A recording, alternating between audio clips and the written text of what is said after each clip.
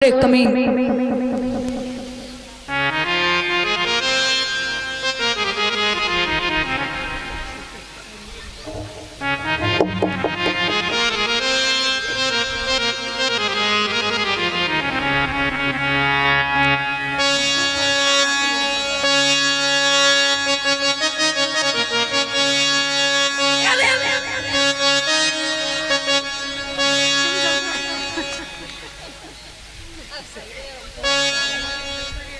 Happy Holi. अरे अरे इतने आओ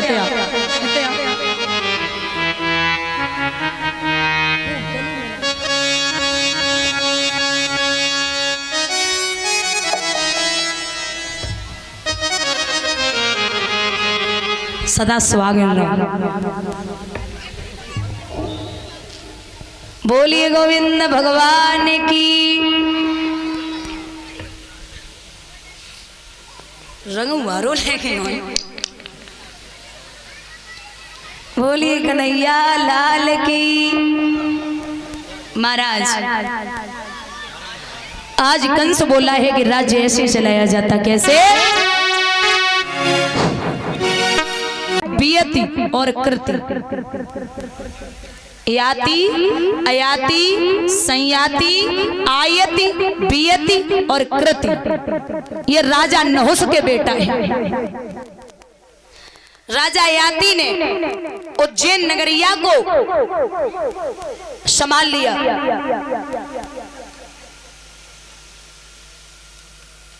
और जब उज्जैन नगरिया को संभाला, इधर आ जाइए गबरश्वरवा नाम का राजा, उनकी बेटी का नाम है शर्मिष्ठा और उनके गुरु हैं शुक्राचार्य, उनकी बेटी का नाम है देवयानी। शर्मिष्ठा और देवयानी में बड़ी गहरी सलाह रहे, एक साथ रहती। एक दिन सरोवर पे स्नान करने के लिए चली तो ऐसा गर्मी का महीना था। शर्मिष्ठा ने जवाब दो दीदी, चलो दीदी ताल नहाया दिल की लगी बुझाया।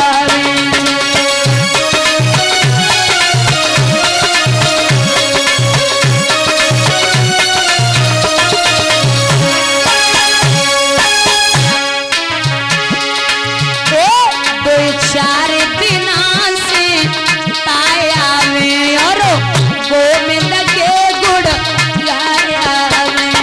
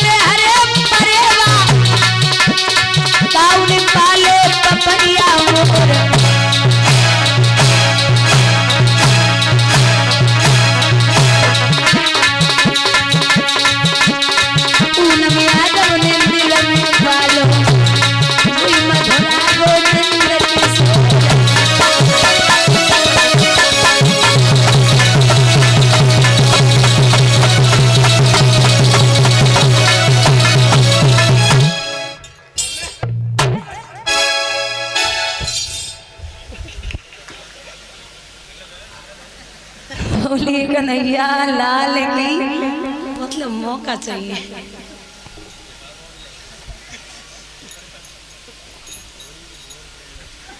बंधुओं,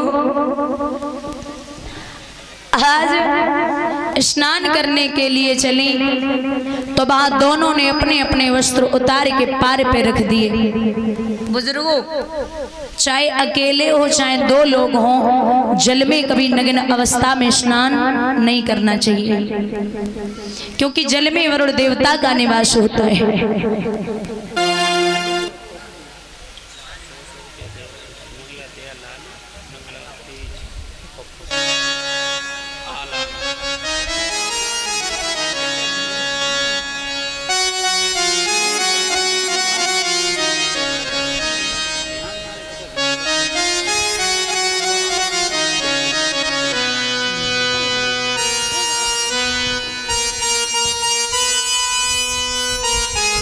महाराज इधर जब नग्न अवस्था में स्नान करने लगी, बोले बाबा आए रे। सर्विष्ठा बोली हो रही दीदी, बोले बाबा आए रे। बोले तो क्या करे? बोले काम करो, डुबकी लगाई जाए। बोले बाबा ये भोले बाबा हैं सनकी, अगर मन में आ गई ना तो पार पे बैठ गई, डमरू बजा लेंगे, डुबकी लगाए लगाए मर जोता से निकल लियो। दोनों निकली। अब शर्मिष्ठा के कपड़ा पहने देवयानी ने और देवयानी के कपड़ा पहने शर्मिष्ठा ने, कपड़ा अदल बदल है गए। वो तो ब्राह्मण की लड़की शील स्वभाव की थी, नहीं बोली। शर्मिष्ठा बोली ए कपड़े उतार।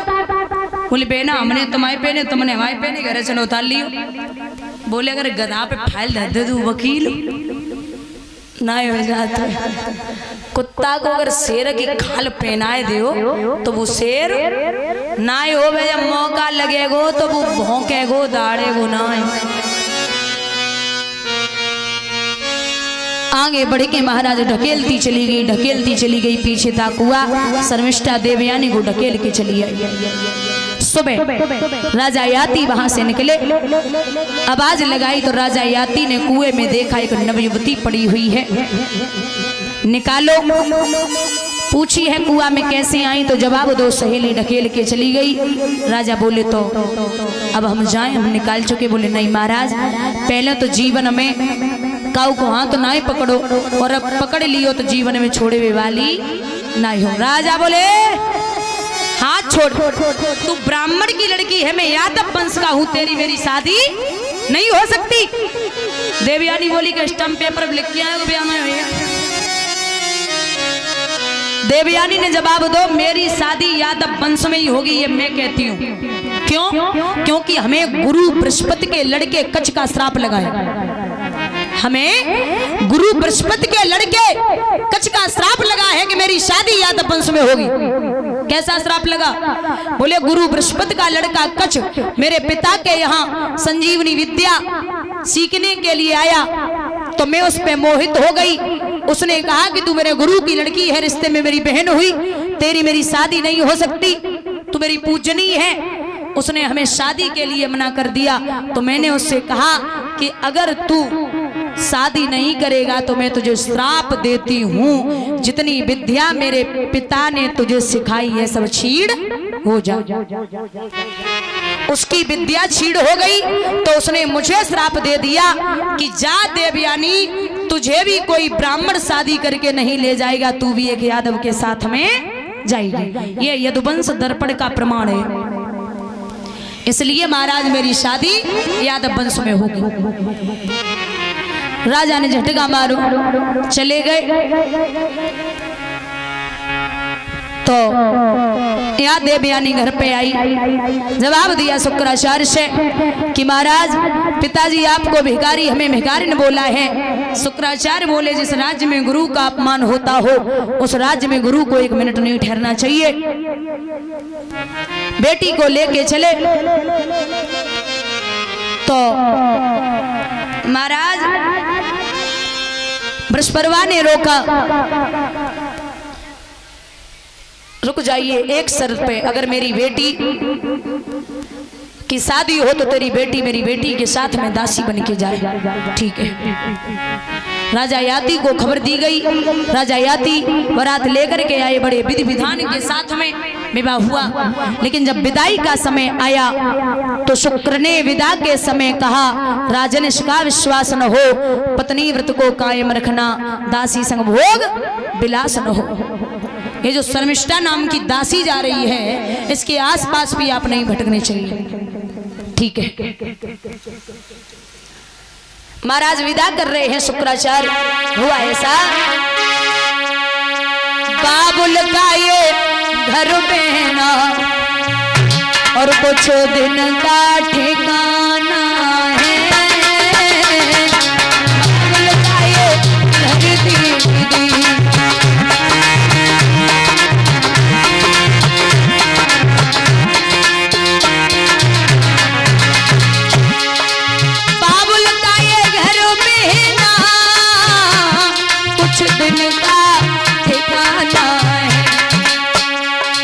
बन के दूल्हे ने एक दिन, बन के दूल्हे ने एक दिन तुझे पिया जाना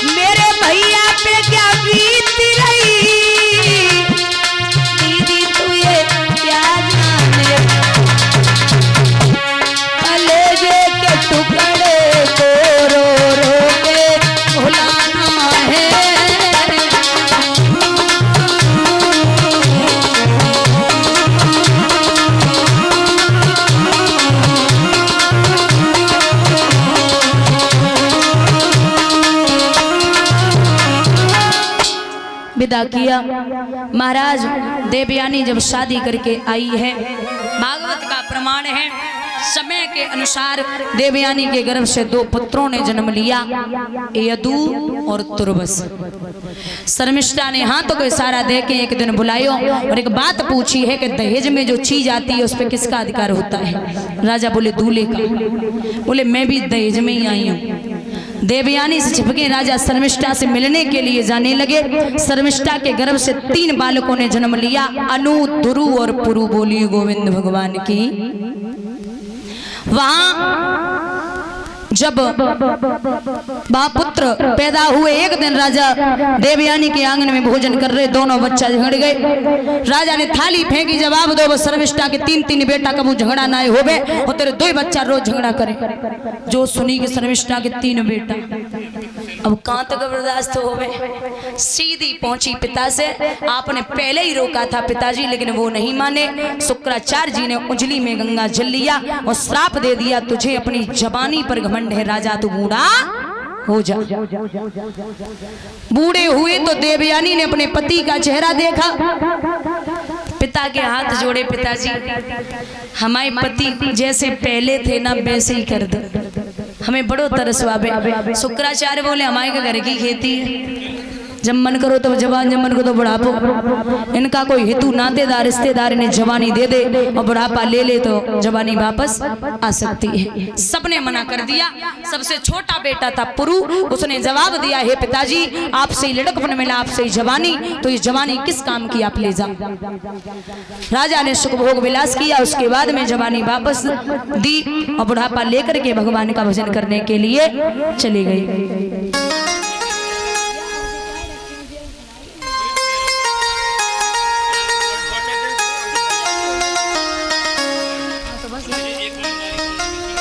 बंधुओं, आज